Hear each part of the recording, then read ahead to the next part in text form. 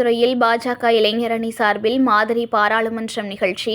மாநில பொதுச் செயலாளர், மாநில இளைஞரணி தலைவர் உள்ளிட்ட பல்வேறு நிர்வாகிகள் பங்கேற்றுள்ளனர். ஆபரேஷன் சிந்தூர் வெற்றி, மாணவர்களின் கல்வி உதவித்தொகை போன்ற பல்வேறு பிரச்சினைகள் குறித்து காரசார விவாதத்தால் களை கட்டிய மாதிரி பாராளுமன்றம்.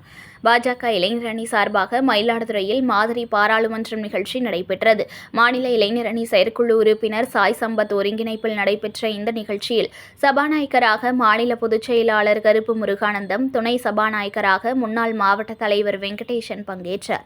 மாநில இளைஞரணி தலைவர் ரமேஷ் சிவா, மாநில இளைஞரணி பொதுச் செயலாளர் கௌதம், மயிலாடுதுறை மாவட்ட தலைவர் நாஞ்சில் பாலு ஆகியோர் நடுவர்களாக பங்கேற்றனர்.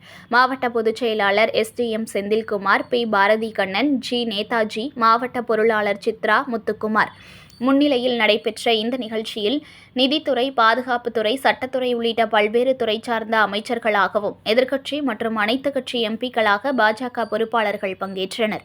இதில் ஆபரேஷன் சிந்தூர் வெற்றி, நீட் தேர்வு முறையால் கொண்டுவரப்பட்டது, நீட் தேர்வின் பயன், மாணவர்களுக்கு ஒதுக்கப்படும் கல்வி உதவித்தொகை போன்ற பல்வேறு பிரச்சினைகள் குறித்து மாதிரி பாராளுமன்றத்தில் விவாதிக்கப்பட்டது.